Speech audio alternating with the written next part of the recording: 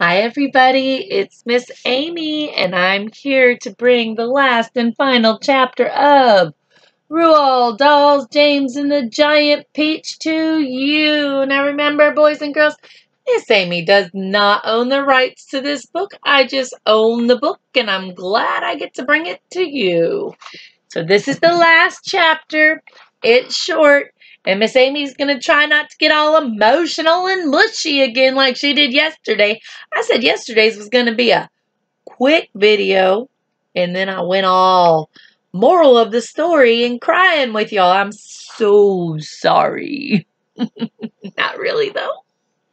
Anyway, so this is chapter 39. It is the last chapter. I probably won't read the little poems in the back. At least not today. Probably read some tomorrow or whatever. I'm still waiting on my next book. We'll see how long I can drag it out. Anyway, so yesterday when we left, the mayor of New York City or the governor or somebody threw a Tinker Day parade for James and all his friends. And they got that peach down off the Empire State Building and they put it in the parade. And then sweet James let all those children eat the peach. And that's where Miss Amy, of course, got emotional. Okay, I can feel it coming. I'm just going to avoid it. All right, let's just go ahead and read chapter 39 so Miss Amy doesn't start boo-hooing on you again. Chapter 39. And thus the journey ended. But the travelers lived on, every one of them became rich and successful in the new country. The centipede was made vice president in charge of sales of high-class firm of boot and shoe manufacturers. That's a wonderful job for a centipede.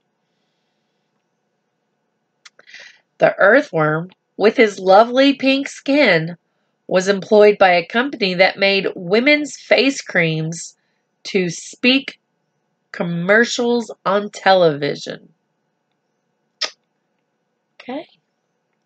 The silkworm and Miss Spider, after they had both been taught to make nylon thread instead of silk, set up a factory together and made ropes for tightrope walkers. Wow. The glowworm, I wonder what he did or she did. I bet you we can figure it out. Let's go ahead and see.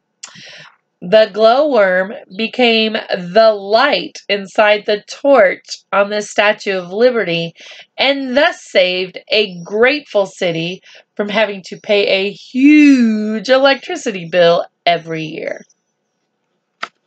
That's a pretty important job, huh? The old green grasshopper became a member of the New York Symphony Orchestra, where his playing was greatly admired. The ladybug, who had been haunted all her life by the fear of her house was on fire and her children all gone, married the head of the fire department and lived happily ever after. So a human being married a ladybug. Well, alrighty then. And for the enormous peach stone pit, orange peach pit, okay, stone, fine. Peach stone, it was set up permanently in a place of honor in Central Park and became a famous monument. But it was not only a famous monument, it was also a famous house. And inside the house, the famous house, there lived a famous person. Boys and girls, who do you think the famous person was?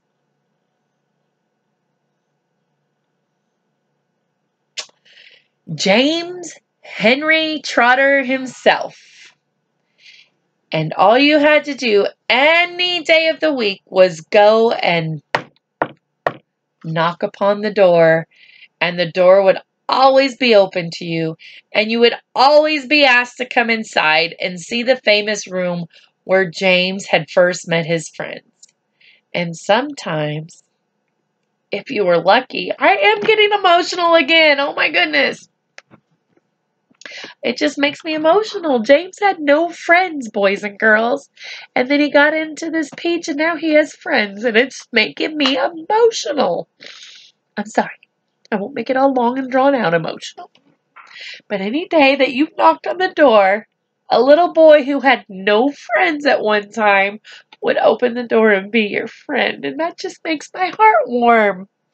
Okay, moving on, Miss Amy. Okay,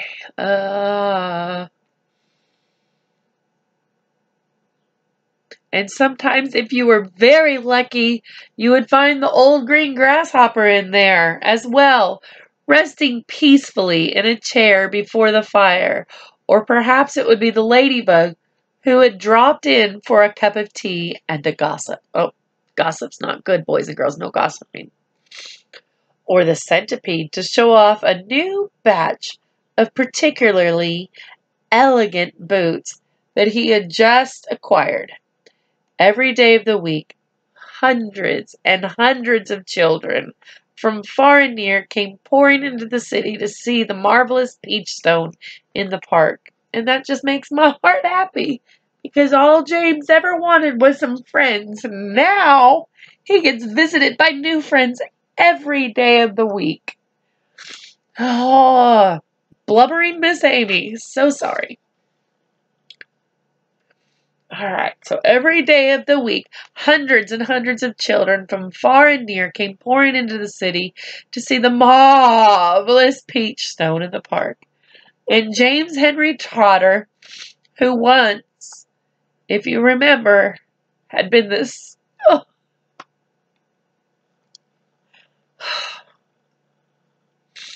had been the saddest and loneliest little boy that you could find. Now, he had all the friends and playmates in the world.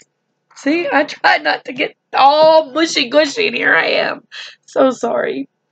And here's a picture, boys and girls. And there's James answering the door to the group of children that keep knocking at the door of the pit.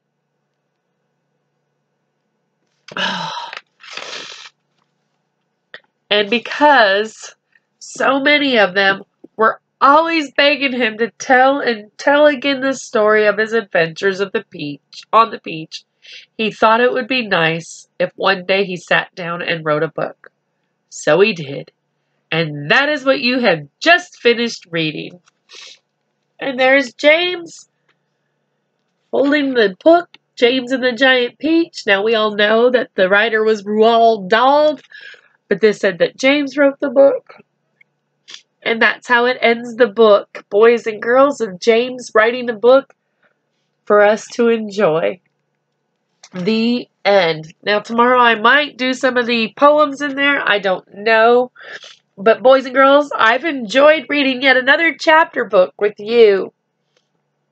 And I'm so glad that we enjoyed or shared this journey together with James and these wonderful creatures. And if this is,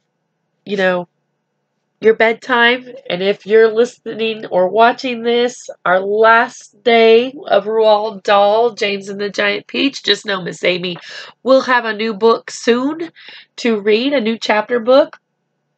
I don't know if I'm going to wait for my sequel of The Return of the Indian or if I'll start one from over there. But I will start a new chapter book and share it with you real soon, boys and girls. So if you're watching this before bedtime, I've really enjoyed reading James and the Giant Peach with you. And good night and sleep tight.